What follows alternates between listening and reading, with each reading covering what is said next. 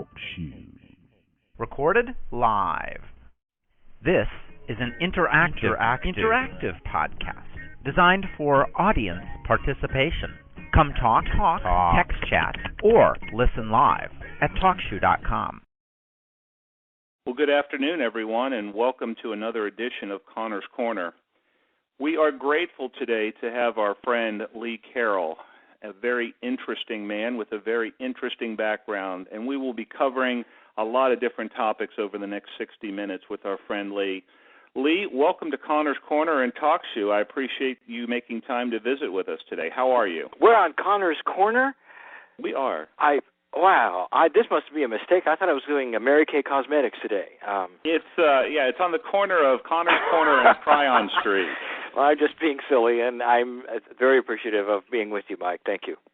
Well, thank you. Where are you calling in from today? Are you at home in the San Diego area? That's exactly where I am, at home in the San Diego area, my favorite place to be, and this one of the sweetest spots on the planet. Of course, I am biased because I was born here, but we have never seen snow, and let's keep it that way. Is that right? Well, as I understand it, you've had to cancel a couple of seminars recently as a result of what's going on in Colorado and other places. Indeed, the weather is changing greatly, and that's part of what we had talked about 18 years ago. And this was the first time I had ever had to cancel anything because of weather. And interestingly enough, I'm told by my hosts, we just picked up about 30 more people because of it. In other words, there was more news generated by my cancellation than by my coming, and people found out about it. Yeah. Well, that is amazing. That is amazing. And for background purposes, Lee, you and I had the opportunity to meet a year and a half ago or so when you made your first trip to Dallas through my efforts and through Laura's efforts. And you have had a very interesting life over these past 18 years. If memory serves, you were an engineer in the music industry up until 18 or so years ago, and then things seemingly took a big shift and change for you, and you reluctantly stepped into your new career. For those who may be listening live or would like to know more about your background, tell us a little bit about how we got to talking today and the 11 books that you have published and the 2 more on the Indigo and the other ones that are coming out this year. You have a very interesting story. Tough to do on a soundbite, but let me just tell you that the industry I was involved with, indeed, I was in music, but not in the music industry as much as the technical industry, audio and video for film and video. And so I was the guy who did the audio recording for commercials, documentaries, and motion pictures.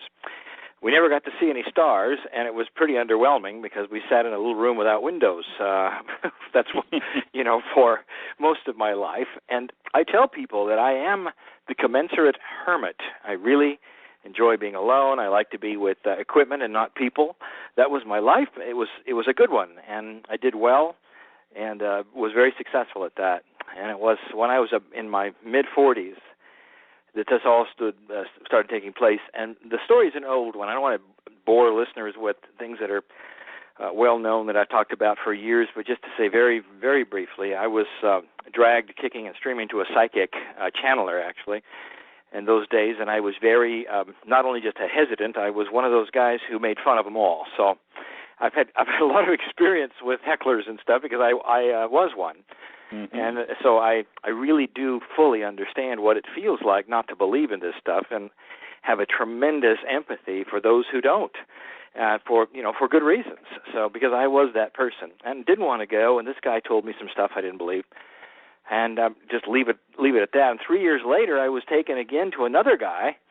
And the reason I went there, by the way, is I was with my partner Jan at the time, and she took me, very new age gal, my business partner. And she, it was her birthday, so that's why I went. So you understand the dynamics there, Mike. So I went to this other guy he's about 20. The first guy's about 60, and he told me the same thing. And this, they don't know each other. The thing that they both told me, that there's a magnetic master on the other side of the veil named Kryon.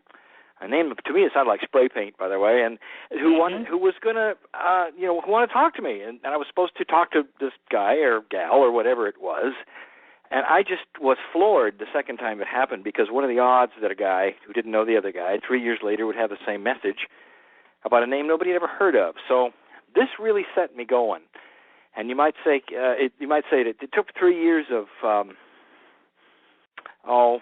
introspection before I decided that it was okay and it was real and all like that. But it was really kind of a show me experience. And the joke was that it took logic in order to get me off the pile and start looking, because that engineering brain said, I want to know more because this can't be happening. So that's how it began. And then it led to the channeling. It led to the writings.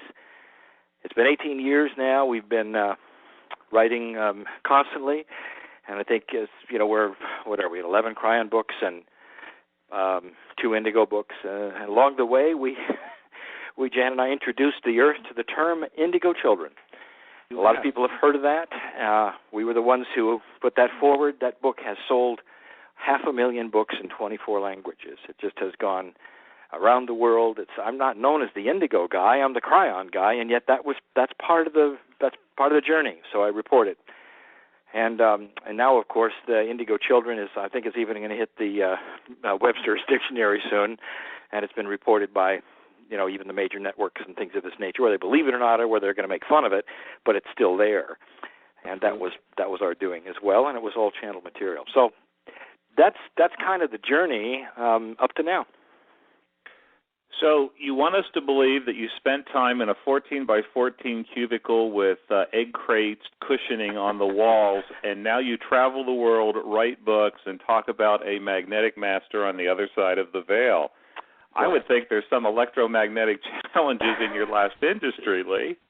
I mean, yeah. What an amazing story. Well, if anything, it goes to show that when you do have an epiphany and when things change, there can be remarkable changes. I was not a writer, and I am now. I was not a public speaker, and I am now. I was on the other side of the mic, not this side of the mic.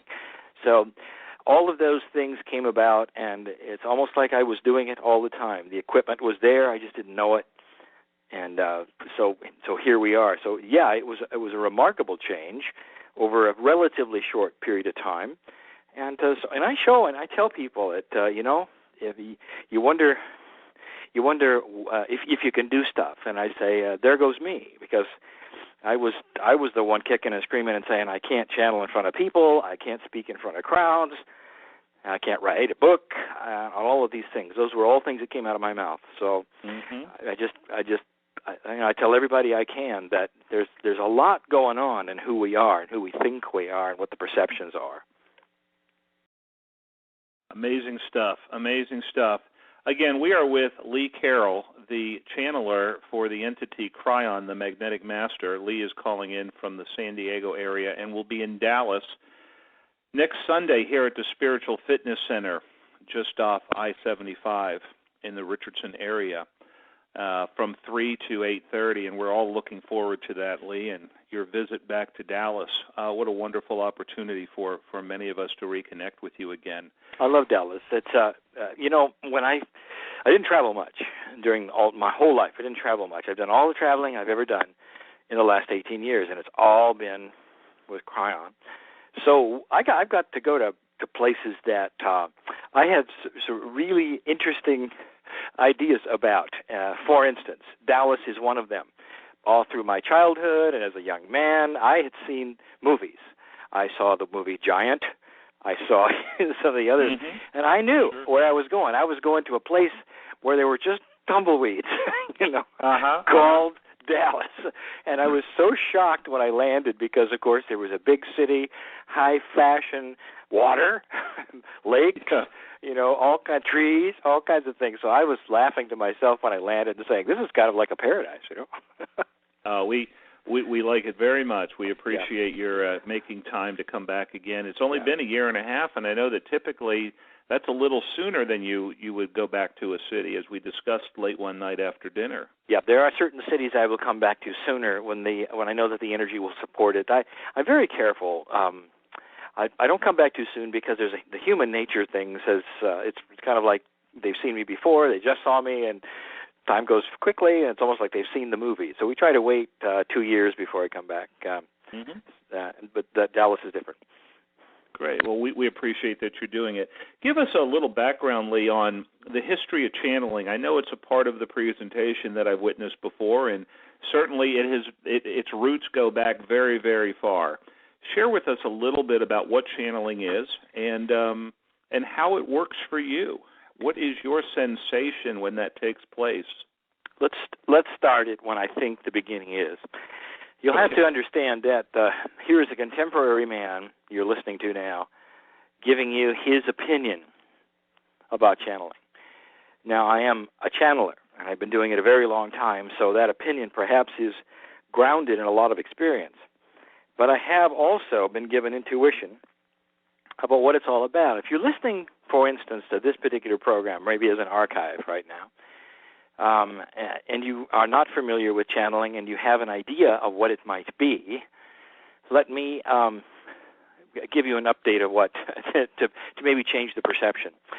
I would say almost all of us believe in God, whatever that means to you. According to Time magazine, 85% of the world does, and the rest of them are on the edge of believing it. So it is something intuitive that we all share. Most of us don't believe in channeling, and we know that. We're in some people call me not a niche market, but a lunatic fringe market. I'm okay with that and familiar with that, but I would like to genericize this a little more and say that there are no messages that have been written by God anywhere on earth. And what I mean, even the Holy Scriptures, not written by God, they've been written by men and women, and that is the truth. Whether it's the Koran, whether it's Hinduism, Buddhism, whether it's Christianity, whether you're Jewish or whatever, all your Holy Scriptures you will find were written by men and women. And so what does that tell you? Where did they come from? And you know, what was going on?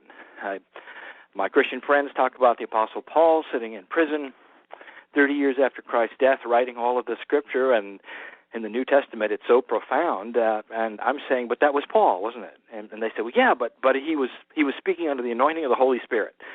And I think, so what is that called? And we have called that channeling. And so channeling has become that state where you are, or a human being is in touch with something other than themselves, angelic presence perhaps, the God entity, some say the higher self. It changes depending upon who you're speaking to, whether you're a Hindu or a Buddhist or Catholic. Even the Pope channels. And I would like to tell you that there's a chair in the Vatican called the Chair of St. Peter. And when the Pope sits in it, a Latin phrase takes place called ex cathedra, which means in a chair. And that means that everything he says is infallible. So even he has a place where he sits, connects, and speaks. And what he says is infallible, and that's the channeling that they have. So almost every religion has a way of touching the high end of whatever they think their spirituality is. In the case of the Pope, he's Christ's vicar, and this is how he does it. So we say that the history of channeling, therefore, is any time, whenever it first happened, when men were spoken to by God and gave that message.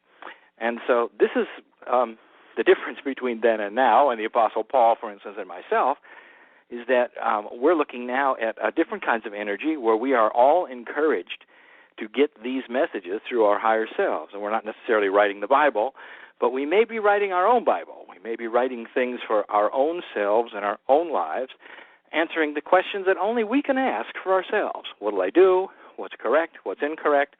Where's my guidance? What's my morality? All of these things. Am I right? Am I wrong? Do I turn left or right? Wouldn't it be great to say that, well, why don't you just get in touch and find out? That would be channeling.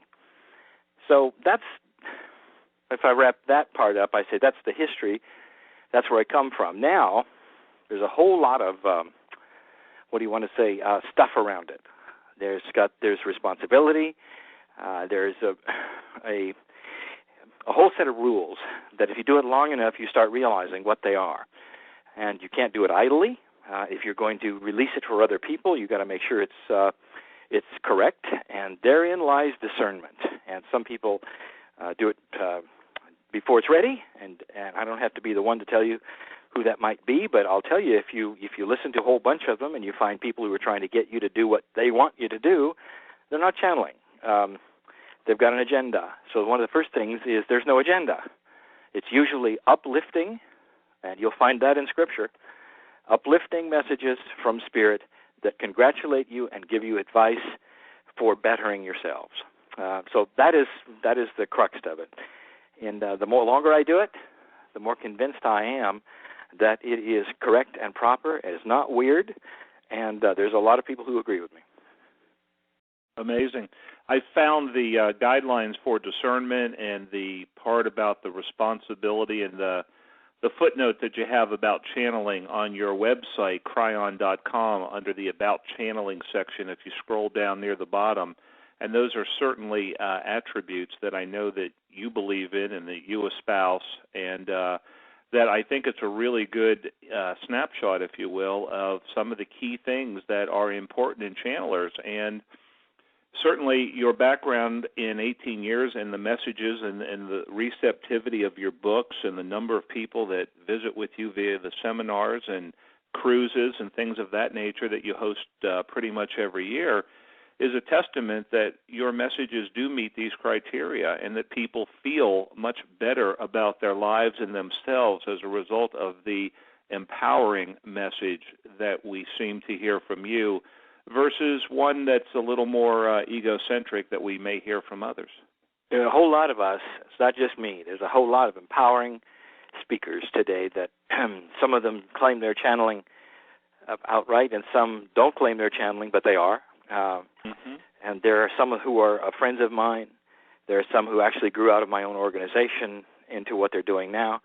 The message is not me alone, and it never really truly was. We had something happen, and whether we talk about it or not, in 1987 to the Earth, we call it the harmonic convergence, which really started a shift. My friends talk about this in various ways, even including my friend Kahu Fred Sterling in Hawaii, and he even wrote a book called The Great Shift. He had his epiphany in 1989, exactly when I had mine. It's almost like we were channeling the same things from different directions, in different ways, different words. But when we got together and started discussing it, we found out we were getting the same message almost exactly, and that is we have changed. The world has shifted and changed, and so things are not like they used to be. And we have a lot of people who are channeling, like I am, various messages, and they all sound similar in different words. I like to encourage people to visit some of these sites. I don't have the names of it, but Rona Herman is one who has channeled Archangel Michael. And there's probably a lot of people who channel Archangel Michael.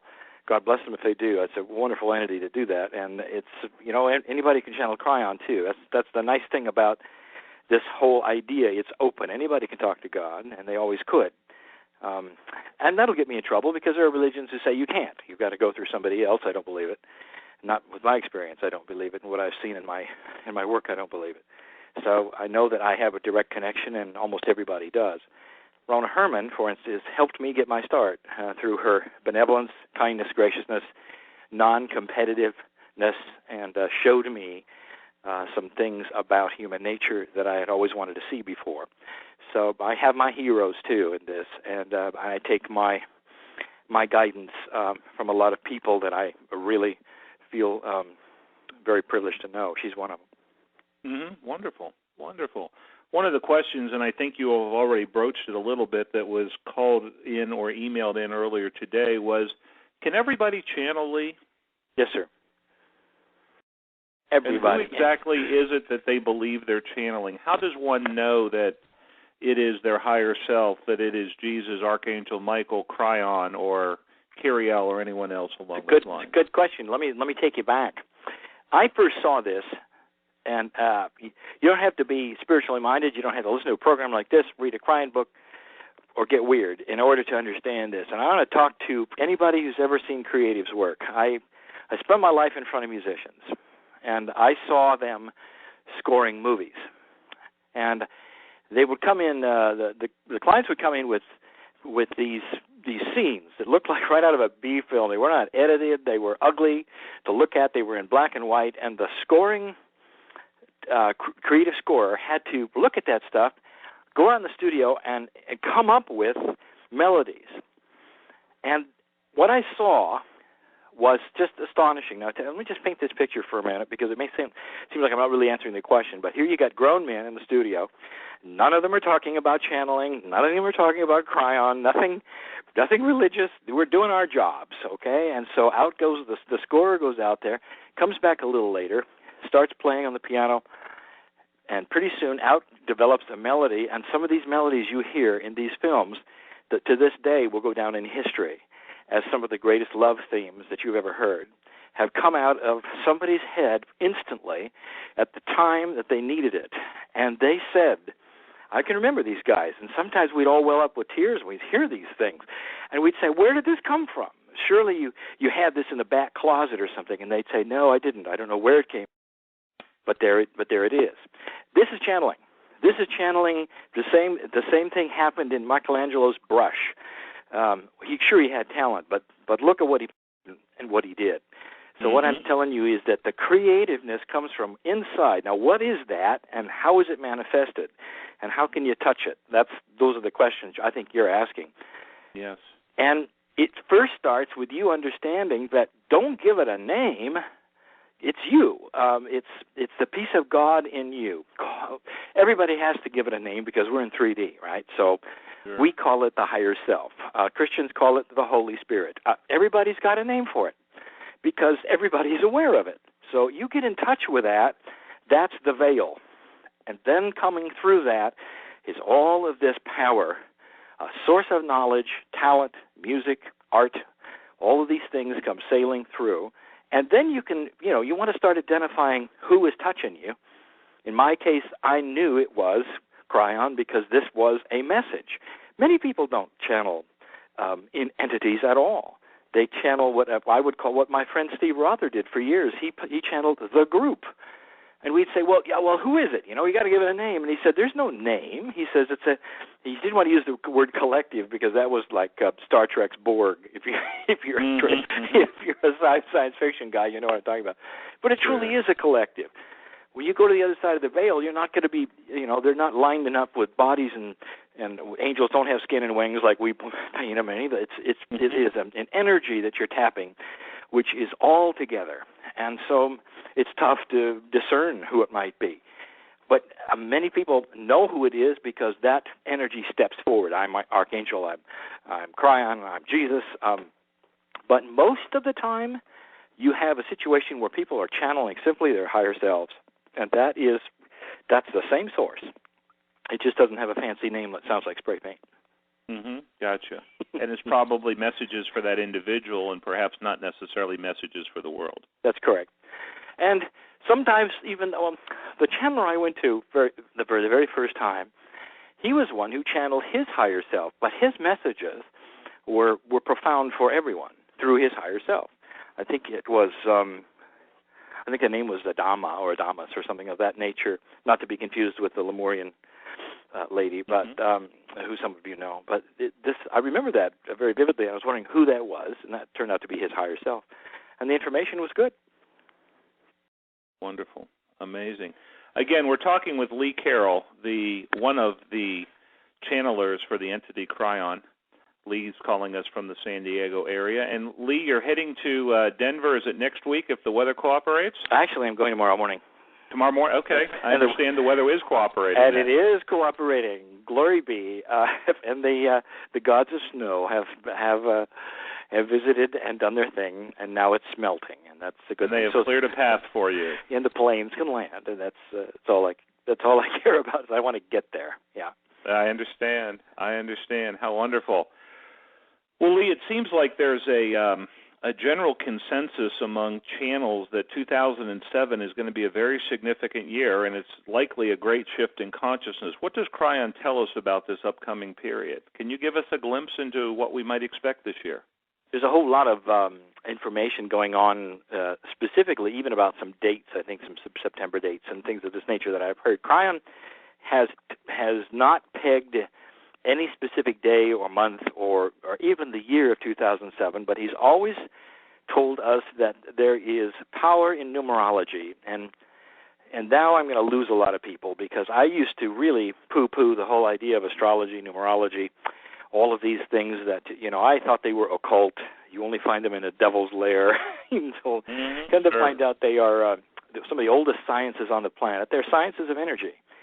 And they work, and there's reasons why they work that are more than just esoteric. And I'm not going to get into that, but I've seen it with my own eyes many, many times. They're great tools. So numerology, and numerologically speaking, 2007 is a 9. 9 in numerological terms means completion. As we move toward another year called 2012, we are looking at trying to complete some of the old energy puzzles that we have been working on since 1989, when the harmonic convergence happened. And 2007 is being touted as one of the years where we were going to have some closure and some completion. Now, people always want to read, well, what does that mean? Are we going to have a war? Are we going to have a bomb? Is there going to be a big terror hit? And what if it was just the opposite? What if we all came to the agreement that we had a better way to create peace on Earth and nothing happened that was bad? I tell you, we had one of those in 1988, 89. And I don't know how many people gather around and celebrate that except the people of Russia. And that's when the great evil empire itself fell over. It just fell over. I was a kid for 50 years as a kid, half a century. They were the ones we were fighting. They were the ones that had the most bombs and the most missiles. They're the ones who went to space first. And I tell you, Mike, in 1988 and 89, the unthinkable happened, something that Revelation did not talk about, something that Nostradamus never talked about, and that is the evil empire, if you want to call it that, fell over all by itself through consensus of the Russian people. And so there is an example of a year, 1988-89. If we'd have said, this is going to be the year of completion, everybody would have been frightened. There wasn't one shot fired. Nothing happened that was bad, except that a lot of the guards on the wall lost their jobs. Yeah, exactly. So you take a look at that. That's revelationary. That is awesome stuff, apocalyptic, because it was out of the purview of all of the seers and all of the psychics and all of the scripture. It just happened, seemingly, and it shocked us, and we had peace on earth suddenly. And, of course, what we've done with it is another story, but there it was, a wonderful opportunity, and I can't how I feel about these things because nobody even marked it in the calendar. There isn't a big celebration. They didn't give it a name. Had there been a bomb dropped and 1 million people dead, that would have got a memorial, and we'd be honoring it still to this day. Yeah, as the end. But grieving. Yeah. But here is it's out of the paradigm of what we expect, and I'm telling you that these things are possible. And 2007, it could be one of the years for it. Interesting. I wonder, Lee, when you go from city to city, continent to continent, and you sit down in front of whether it's 50 people or 5,000 people, as you've done in many auditoriums around the world, when it is that you get a sense of what you're about to talk about, I would think there's got to be some great degree of apprehension about sitting there in a chair in front of all these people and not having the spigot flow and not having the energy packets come down through you. Yeah, you're talking about what authors have called what writer's block might be. Sure. And if it were coming from me, Mike, I would be frightened because all human beings share that issue of self-worth, issue of wonder whether you're good enough, is it going to continue? But it took me almost literally a decade to realize what was truly happening. A change happened in me a little while ago, just a few years ago, and it's part of my growth cycle that made me relax with this so much. I relaxed with what people thought. I relaxed with the hecklers. I relaxed with going on television no matter what people would think, realizing that what was there was not only real, but it was inexhaustible in its source. The promise is that I'll channel Kryon as long as I live, as long as I follow certain rules of channeling ethics, and they are for me, not for anybody else. And everybody has their own rule set if you want to ask about what it is. The first one is don't get filled with yourself. Mm-hmm. Yeah, don't decide that you're the star suddenly, because when you do that, then that spigot will be turned off. It's not going to be turned off. It's just that your spigot suddenly will be bigger, and you won't be able to find the other one. Sure. You know? Sure. So you can't do that. There's some others that I've been very careful with. Kryon is never supposed to channel on the air. This means that what this really truly means is that you can release tapes and things like that where there's free will. If somebody wants to play it or stop it, that's their free will. But just to have it flying through the airwaves and have somebody kicking back with a brewski, turning around surfing the channels, coming coming across me, channeling, that is not appropriate. It's not. It doesn't serve the medium. So these are various rules that I have been given for me, and I've turned down a couple of documentaries because of that. And I don't blame them, because they said, they want to see, they don't want to talk to the magician without the magic. So we couldn't do it. Sure. So there we have the answer to your question is it's always there. And is there apprehension? There used to be. And there is not now. And I have had so many times where I have been, just last year, where I walked out in Switzerland, and then another time in Austria. And here are people that don't even speak my language, and they're not in my culture, and they're all sitting there waiting for, each one has a different idea of what they're going to have or what they're going to get. And by the time we begin, I'll tell you, there's a unification of oneness. There's a love that fills that audience. Pretty soon they all know why they're there, and they're there for a healing session for their own hearts. Mm-hmm. And it works that way, and it truly does. And it doesn't matter what language. Next year this year I'm going to Russia. And so this last year I went to Argentina and Mexico. And it doesn't matter what culture it is. I've been to Israel, to the Hebrews, now to Israelis twice, and it just and Japan. That we're all the same. It's at the heart level. No matter what you've been trained in your culture, we're all the same when it comes to these spiritual things. Mm-hmm. So, and I'm just probably getting off of your question, but it's there used to be apprehensive, and now there's not. It always flows. It always flows. I appreciate the honesty and the depth of your answer, because that is what's really important. Everybody that you will meet next week here in Dallas has read many or most of your books and are very familiar with it, but they want to understand a little bit more about what goes inside the human while this is going on. For instance, Lee, did you have a period of time where your body's energetic circuitry had to be rewired, for lack of a better term, to hold this vibration, to be able to take the words of Kryon and the information packets so that you could actually hold it without, I would use the word quivering being a word that might be used?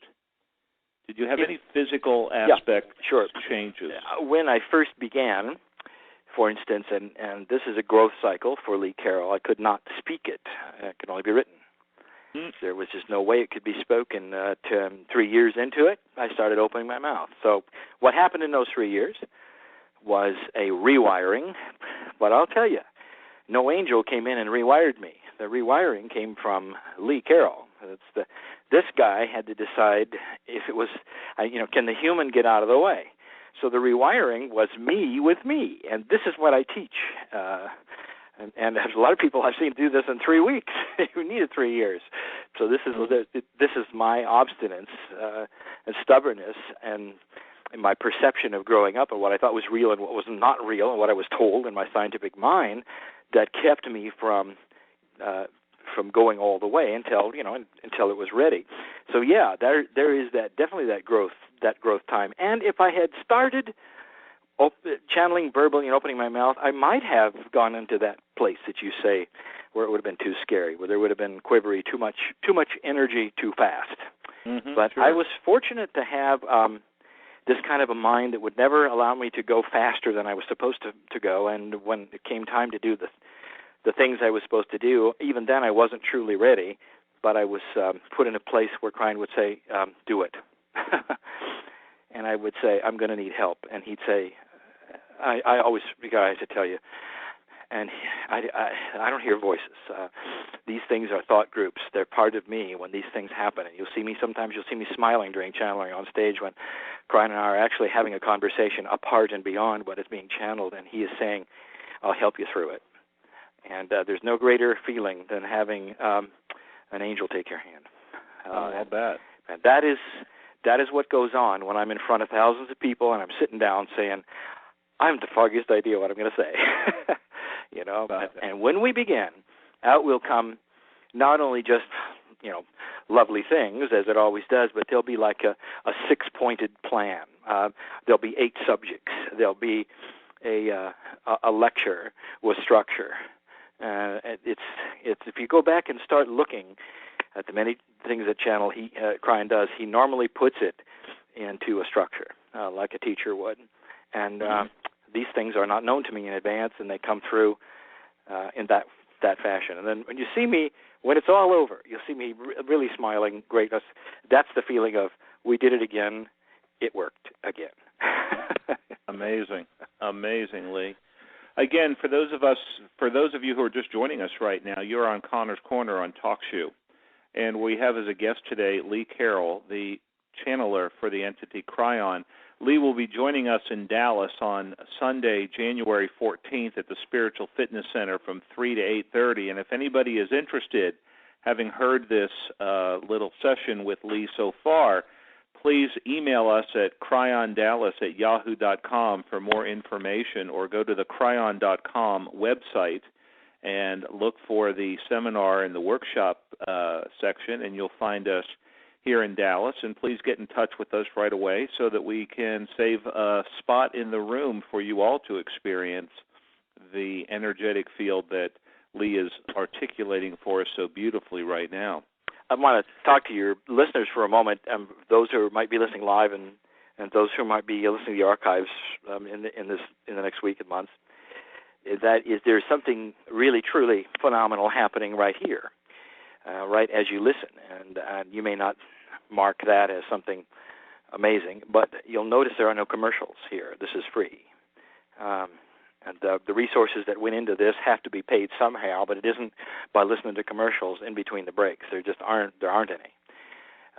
Those of us who are authors go on radio shows often, and when we go on them, quite often there'll be an hour show, and literally we will only speak 20 minutes. And the rest of it is interruptions and commercials. That isn't happening today just because of this venue and the kind of technology that we're looking at and different ways of these people making their money. So here you are, and you get a whole hour, and it's a whole real hour. That's very, very unusual. How wonderful. Thank you for those kind words, Lee. You have spent time not only crisscrossing the world, but you have actually channeled a number of times in front of ambassadors at the United Nations. Can you give our listeners an idea of what it is like to have a channeler at the United Nations? Not once, not twice, not 3 times, but I think you've been there 4 times, and they keep asking you back. Yeah, I think we're about ready to do our 5th or 6th time, and let me just give you a perspective. Yeah, there's a difference. It's the only time I ever wear a tie. Well, I take that back. I also wear a tie in Japan. So I'm very culturally appropriate. Wonderful. Because the man on the street's wearing a tie, I should also on stage. But the whole atmosphere is different. But let me set the stage. The United Nations has what they call a social club. There's many of them. There's probably 60 or 70 social clubs that are clubs that the nationalities usually have of their own. The Africans will have a dancing club and this kind of thing. And long ago, there was one for the people who were spiritual, who wanted things like channelers, like psychics, sometimes UFOs and those kinds of things. And that became the Society for Enlightenment and Transformation. And it is a chartered member of the UN. So it belongs to the UN. Only employees and delegates can go, and members of the club. You can join the club if you want to, and you don't have to be part of the UN. But if you live in New York and want to pay the membership due. But it's a closed group, and it's we have channeled in committee rooms, the Dag Hammarskjöld Auditorium. So it's inside the secured areas where only the delegates and the employees can go. And it'll be a short one. It's like an hour, and it's or maybe an hour and a half. It's supposed to be what they do, on their lunch break. And as I say, we've done it 4 or 5 times. And I'll just give you, just since you ask and you want some personal information and stuff that perhaps so few have heard before. There was my first time I remember. It was my first time to New York City, and you talk about perceptions. I was not ready for New York City. I thought that's where everybody gets mugged. I'm from San Diego. It's not a big city. Sure. And so here we were in New York, and first thing that happened is I felt great. I realize now that New York is a place that really agrees with me. The city does, and it's not a place I think I would like to live. I love San Diego where I am, but I have no trouble going there. I fit right in, and I like the energy there. So I was bowled over by that revelation. But then when I went to the UN, I didn't know who was going to be there, and I was puzzled and a little bit fearful. And this is the early days also. And I don't mind telling you that this guy has his issues too, and one of them was, am I good enough, and what do they say? There was this one guy in a gray suit with big bushy eyebrows. I watched him the whole time. We did our thing, we meditated, we channeled the whole thing, and my brain was saying, this was back in my first time being there. What was it, 91, I think. Anyway, I thought he's a Russian. So here we are with another perception of what Russians must be like, and especially if he was a delegate and USSR and all the other things that we had been trained and perceived all these years. And so we finished, and much to my shock and a little bit of my horror, he stayed. He wanted to stay in line. And I thought, well, oh no, he's staying. The Russian is in line, So here he was, everybody shaking my hand, and they have to get back to their meetings and stuff. And sure enough, he was a delegate. It's right on his chest, this delegate. And I looked at it and I gasped. And I hope he didn't hear me because it said Russia. I was right. Uh-huh. Russia. He was from Russia. And he looks at me. I look at him. Tears well up in his eyes, and he hugs me and he says, "We need you here." And I about melted. How about I tell you this because you make judgments, you make up your mind beforehand. Here was a guy who was so ready for this message, and he was a light worker. He was a delegate from Russia, and I had sized him up and decided he was somebody else, in my mind. Mm-hmm. And he made me feel so small that day. I'll just never forget that. So there's a lot of these kinds of experiences, and it doesn't get old. When you get into that building, and a lot of people want to relegate it to uselessness. A lot of people say nothing happens there, and they don't know the majority of what happens at the UN. It's about children's issues. It's about disease. It's about clean water. There's just a whole bunch more than the Security Council that you see doing very little. Certainly. Lee, we have a lot of people who have called or emailed me in the last couple of days since we announced that we were going to have this chat with you today. Some are interested in changing careers. Some are interested in, is being a medical doctor appropriate for me versus a light worker versus an energy medicine kind of profession? Wow. How can I make a transition into that? We have all sorts of things going on, not only in this country but around the world, relative to the indigo children and what they are and how they're acting. And you and I had a chat probably 6-8 months ago regarding one of the indigo movies that was coming out, and we had some interesting chat about that as well. Can you give some insight to your perception of what it's like for people in the process of changing careers and challenges in different areas, especially with family? Two big issues, two big questions I want to think about. We'll do the first one. Okay. And that is about the changes. If you are out there and you're thinking about, suddenly it's come up and it's not really a midlife crisis at all. It's not the right age for you to be thinking about this, but suddenly you're saying, am I doing the right thing? Should I stay doing this? And you've been through, let's take the medical doctor, for instance, because that's probably the most profound. You've gone through a decade of training in order to get you where you are, in order to earn the living that you're living or that you wanted to have. And that's a focus that has always been there. Suddenly you're saying, well, shall I change professions, being a holistic worker or something else like that. If you're that person or somebody like that person, I'll tell you, you are among hundreds who are looking at the same thing, including MDs.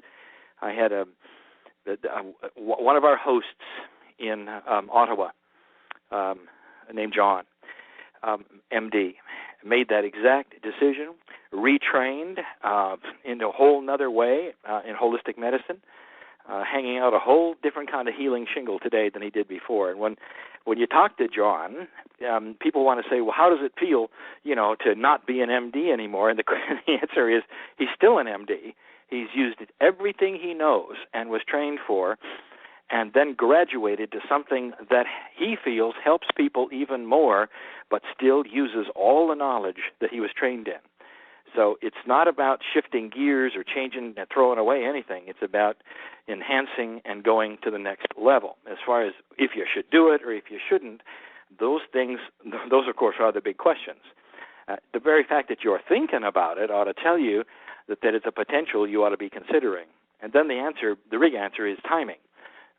Is when is right, and I caution everybody to say it's don't step off the cliff too fast, because in your perception of spiritual things, it looks like God says now, and really God's now is like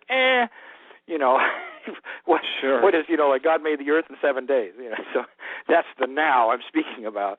It may not be the instantness of it, and it may take a few years, but definitely is worth thinking about and moving toward. Mm-hmm. Yeah. Great. And thank you for your insights on that. And for relative to the Indigo Children and the work that you have done there and the new book that you've got coming out in the not-too-distant future, I guess it'll be your third Indigo book. Is that right? Yes, sir. How do you expect this book to affect the planet? Well, it's unfortunately that we have to write a book. Fortunate or unfortunate, I don't know. But what has happened with the Indigo Children, and I'll just be very honest and candid, has disappointed me, is that it's become a fad word and misunderstood.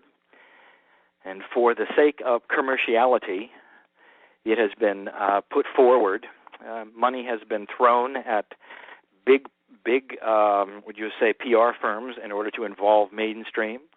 Whether it's the New York Times, whether it's USA Today, whether it's CNN, they have all done reports on it because this money has been thrown at them to do. That's the way it works, by the way. I'm sure most listeners know that, but these things don't just happen by themselves. There's a system involving money that is given to PR agents, and then that's why the stories occur. That's what drives the guests on the Tonight Show. So they're all promoting a book, a movie, or something. So bingo, out comes these Indigo films, and there's been a couple of them now, and none of them have really been about the issue, but they have carried the name Indigo. I think a lot of them wanted to ride on the popularity of the word. And what has happened is that when you say Indigo Children to some people, they say, oh, yeah, that's that lunatic fringe group that believes all their kids are super psychics and have blue auras. And we didn't say any of that. That's not the way it is at all. This is a new consciousness of human being born on the planet. That in its essence. That was the color was identified by a woman who had a brain disorder called synesthesia. She was not, New Age or psychic or anything. And she got to see energy, and that's very well documented. So really, it came from a science basis. And what she saw was the kind of human energy color that she had never seen before, and that's when we started seeing ADD and ADHD become just absolutely almost like chemical diseases, exponentially growing. It's not a disease, it's a social disorder, and it's supposed to be a niche, and it isn't, and now it seems like the whole population has it. That ought to tell you something that's going on.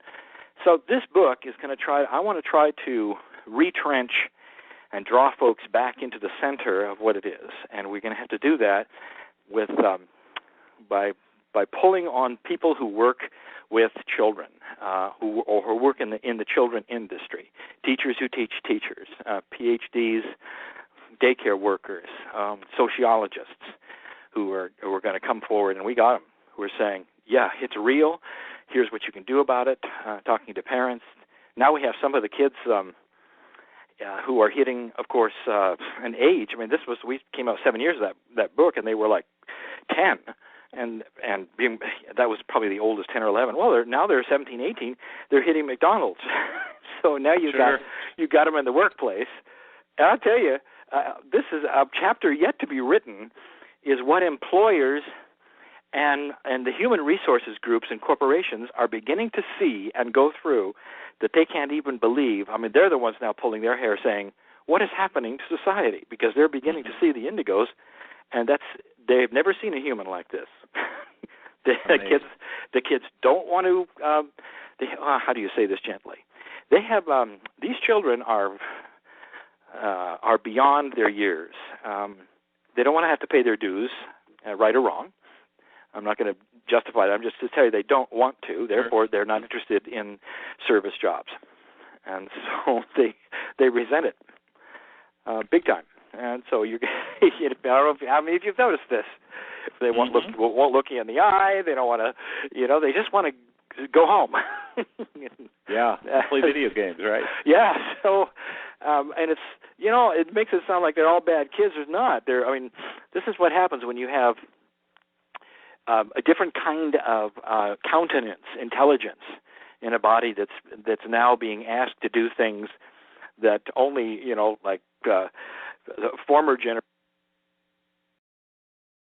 Hello, that's my phone battery leaving, but I have another one. Aren't you glad? Okay. Anyway, what they formerly other generations have done, without even asking.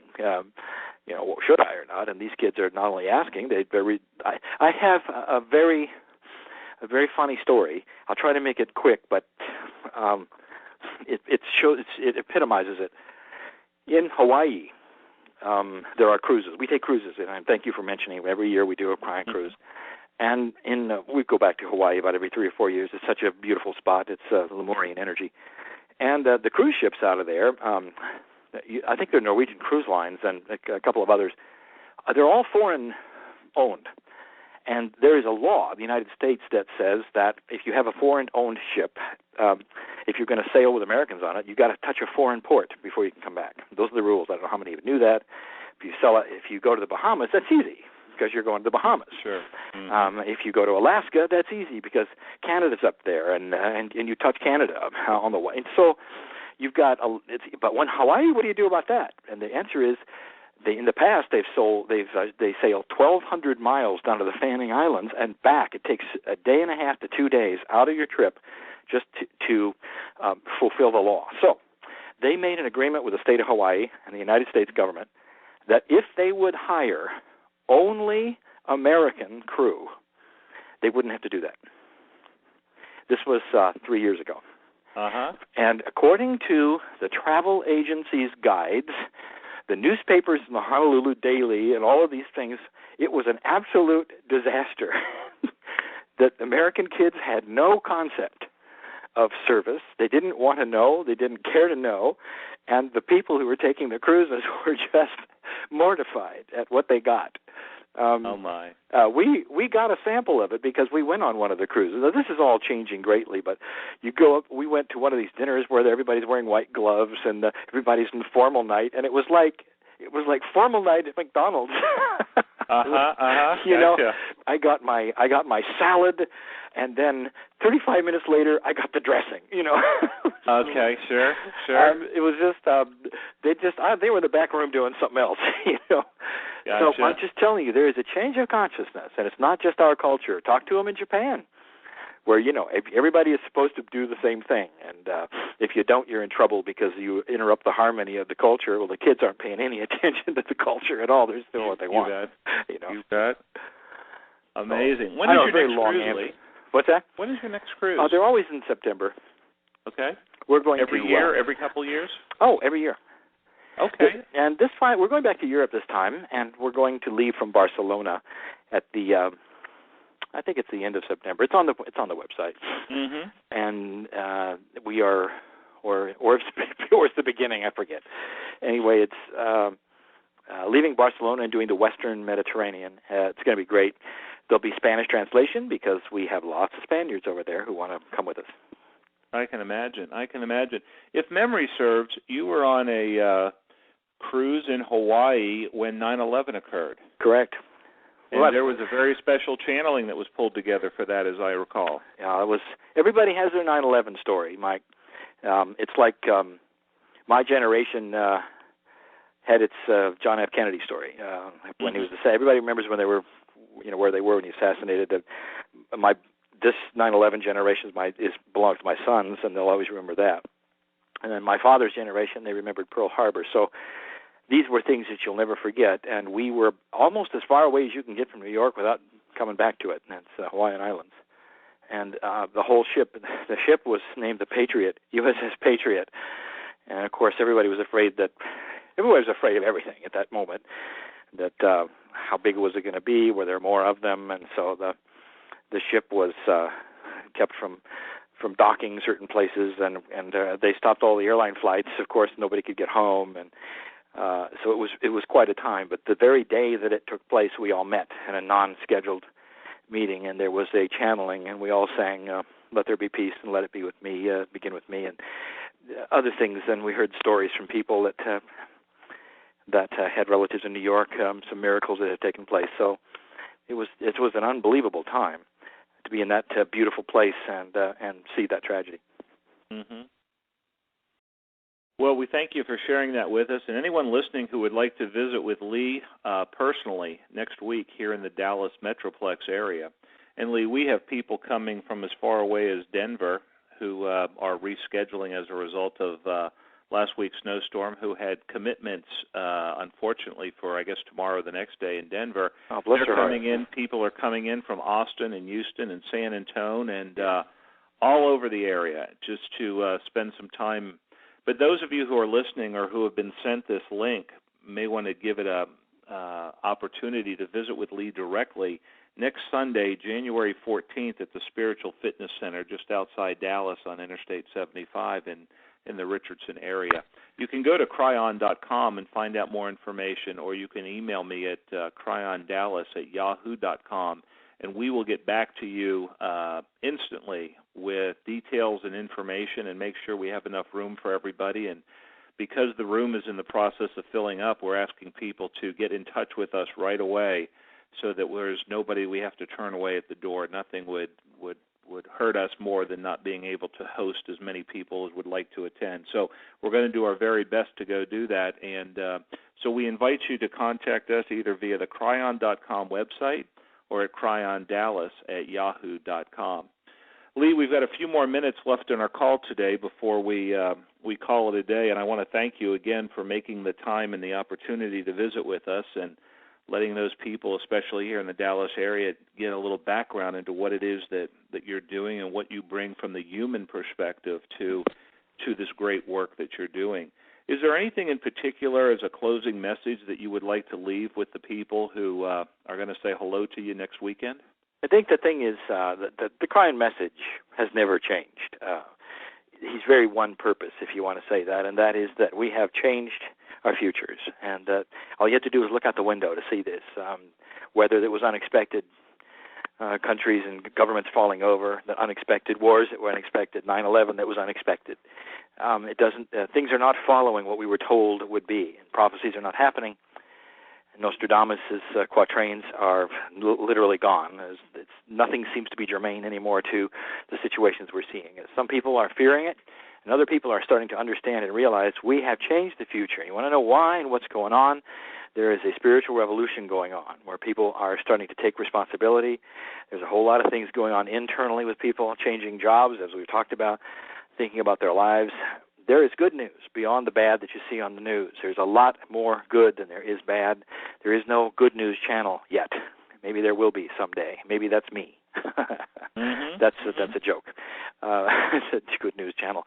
So I just want to tell people that there is hope. There's reason to be hopeful, but you can't sit back and just hope. You've got to be part of the solution, and that's what I teach, and that's what we do, and that's what my work's about. Lee, we are very anxious to see you again here in Dallas next Sunday, and we look forward very much to our opportunity to visit with you and see the new information that you are ready to share with us during your presentation, and then, of course, those 45 magical minutes at the very end where it all seems to come together in a way, shape, and form that none of us can predict right now. What a wonderful opportunity. Thank you for joining us today on Connor's Corner, and we look forward to seeing you on January 14th here in Dallas. Thank you, Mike. Our best to Patty. Thank you, Lee. Take care now. Goodbye.